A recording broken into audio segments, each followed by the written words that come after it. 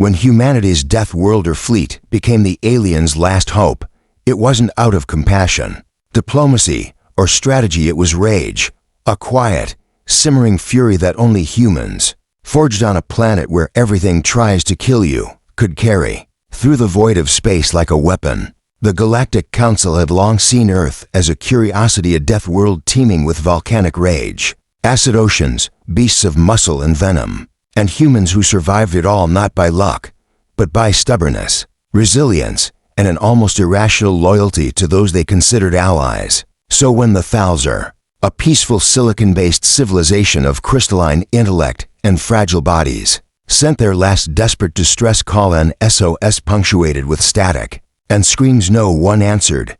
No one but Earth. The reason? The Thal'Zar had once saved a downed human diplomat from suffocating in an ammonia storm and returned him, unharmed, to his embassy. It was a small gesture, but humanity remembered. So when the Korrith Swarm, a hive-minded species that consumed entire biospheres and left only dust behind, descended on Thal'Zar space, humanity didn't wait for the Council's permission. They sent their fleet, not the diplomatic ships or research cruisers. No, they sent the Deathworlder fleet, their elite warships designed not to fight, but to obliterate. These ships bore names like Oblivion's Edge, Iron Requiem, and Red Mercy. They were piloted by men and women raised in gravity-heavy slums, trained in storm simulators, and psychologically hardened in environments where mercy meant death.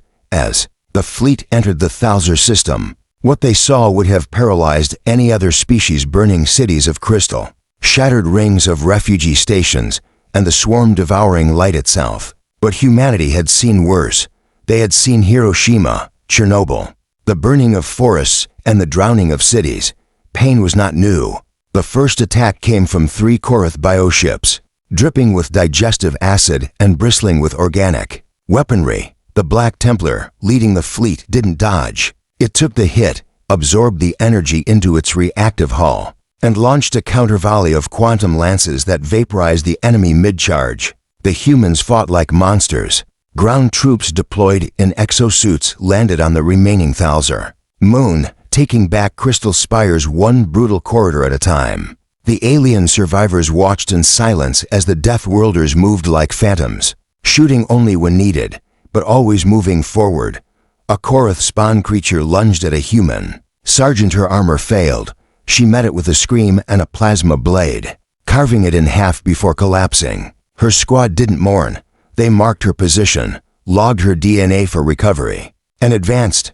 Orbit became a hellstorm. Human carriers emerged from folded space, launching railgun barrages that bent planetary magnetospheres. Fighters with AI-assisted reflexes danced between biomissiles and flesh wings, lighting up the blackness with bursts of nuclear fire. Meanwhile, human engineers, those strange, quiet tinkerers, established force fields around surviving Thal'Zar nests. They rewired alien tech, translating desperate chirps into medical protocols, even as bullets ricocheted off their armor. The Korrith Queenship finally arrived, a planet-sized organism pulsing with tendrils, its rival causing localized gravity collapses.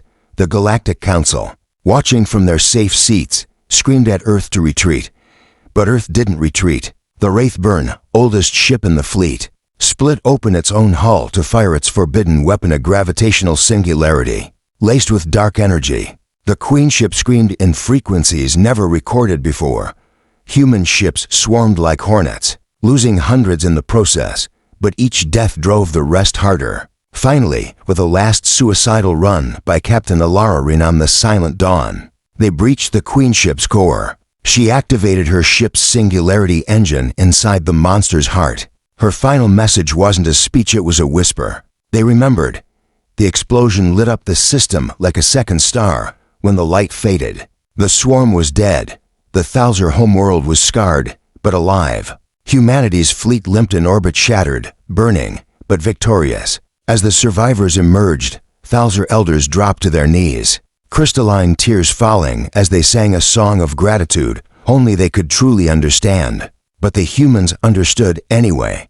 For the first time, the Galactic Council looked at Earth not as a threat or anomaly, but as a force of reckoning, a guardian, a nightmare to its enemies, and a miracle to its friends, and from that day forward, one truth echoed in the silence of the stars: if you are ever in your darkest hour, and humanity answers the call, pray you are not the enemy. In the years that followed the annihilation of the Korrith Swarm, the galaxy trembled at the memory of what humanity had unleashed: not merely weapons or ships, but something far older and more terrifying: purpose. The Thal'Zar, once thought nearly extinct, not only survived, but began to thrive under the shattered moons they now called sacred, rebuilding their civilization with technologies reverse-engineered from the humans' battlefield relics. Yet, beneath the surface of this fragile peace, something stirred. The Council, once dismissive of Earth's role in galactic affairs, now watched it with veiled unease. Whispers began to circulate through the wormhole relays and data channels: rumors that the destruction of the Korrith Queenship had left behind a rupture, not just in space, but in something deeper, something older than time itself. The Swarm, it turned out, had not been a mindless plague, but a gatekeeper, a containment, its hunger masking its true function. In silencing it, humanity had opened a door. Strange signals began pulsing from dead sectors of the galaxy. Coordinates that matched no star chart. Ships sent to investigate vanished, leaving only fragments behind, drifting, frozen, engraved with symbols no AI could decrypt. Earth, now a core military power, responded first, sending reconnaissance units and Black Ops vessels from the Deathworlder fleet. What they found in the silent dark were not enemies, but remnants of war: titanic, fossilized machines embedded in ancient rock, humanoid constructs folded into themselves in prayer or warning, and echoes, soundless screams recorded in quantum residue.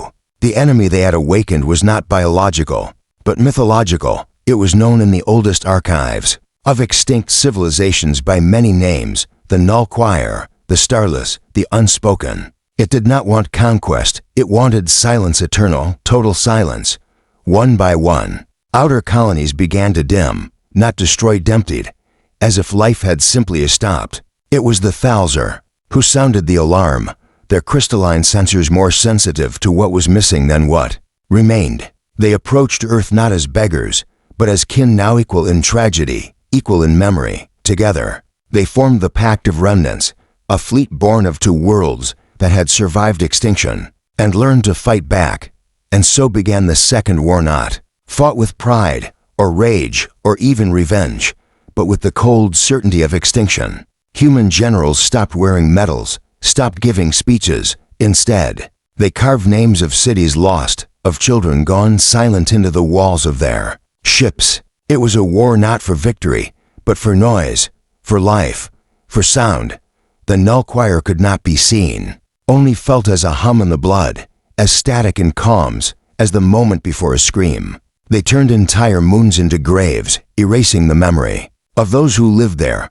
But against this silence, humanity was loud. They built weapons that roared like gods, bombs that sang in harmonic resonance, ships that broadcast every heartbeat of their crew into the void. The Thal'Zar added frequency crystals, amplifying the pulse of memory across the stars.